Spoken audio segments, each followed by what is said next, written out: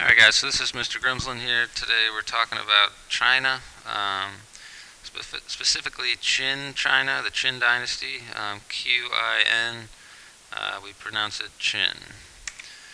So the Qin Dynasty, during the 3rd century BCE, so that's 300 BCE, the Qin Dynasty replaced the Zhou Dynasty. The Zhou Dynasty just kind of crumbled apart from within. There was a lot of internal warring and a couple external threats. So they fall apart. The Qin dynasty comes along. This guy called Shi Huangdi was kind of the unifier and the most important leader for them. He's going to unify China. He's going to centralize everything.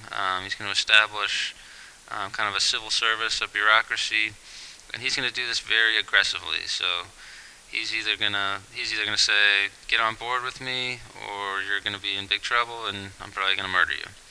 So he unites China aggressively. He has a problem with Confucius and some of the people who are following Confucianism. So he's going to burn a lot of philosophical books. He's going to murder a lot of Confucian scholars. And we call this autocracy when it's kind of a brutal, centralized government. That's what the word autocracy means.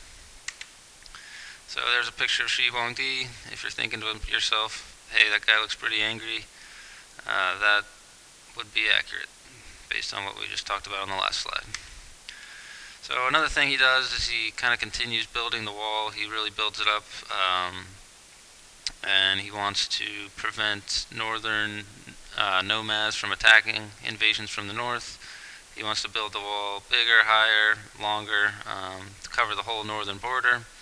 And the way he's going to do this is he's going to force the peasants, kind of the low commoners, he's going to force them to build it.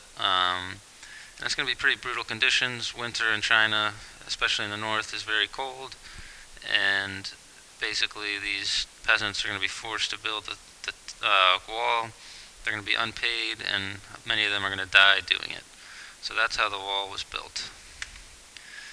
Here's a picture of seeing the wall from space. It's one of the great wonders of the world.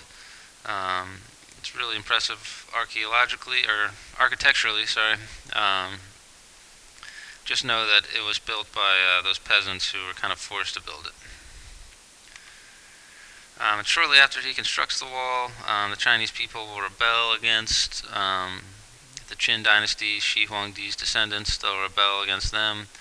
And one of those peasants, one of those lower level guys who rebels, he's going to establish the Han dynasty, which we'll talk about in a couple of units. So remember, China's ruling governments are always called dynasties, and we'll talk about that in a little bit. So the mandate of heaven, we've seen this before. Chinese rulers are considered to be divine. That means they are kind of representatives of the gods. They're going to rule through the mandate of heaven. And as long as people believe that the people or the rulers have the mandate of heaven, which means permission to rule from the gods, then as long as they have that, then they're going to be fine. However, when troubled times come up, if there's floods, disasters, uprisings, corruption, this is usually a signal to the common people that the dynasty is losing the mandate of heaven. They're losing the permission from the gods to rule. And then that's why you're going to see changes in the dynasty. So we call this whole process the dynastic cycle, and we'll look at it in a little bit. Some of the key contributions to classical China during the Qin dynasty, the civil service system. Basically, they just establish a bureaucracy, which means government workers. They establish a system where you can get educated and you can learn how to be a part of the government. So that's kind of what civil service means. It means educated people running the government. They contributed paper, porcelain, silk, and these goods are all going to be traded along the Silk Road. So the Silk Road goes all the way from eastern China all the way to the west, into Greece, into Europe. It's known as the Silk Road. And one thing that's important to know is that not only were goods traded, also ideas. You're going to see Buddhism, Confucianism spread, and Hinduism as well along the Silk Road. So ideas and goods.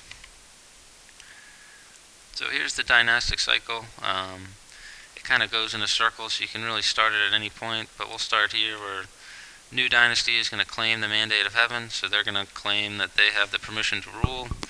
The people will usually accept this because that new dynasty will bring peace. They'll rebuild kind of the country. They'll build roads. They'll foster trade.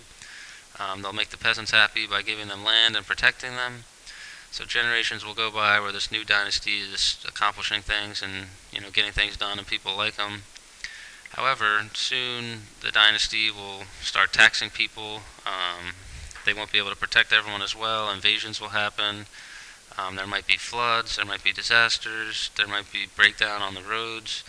There might be a little corruption where people aren't being treated fairly. And then that's going to lead to the old dynasty losing that mandate of heaven.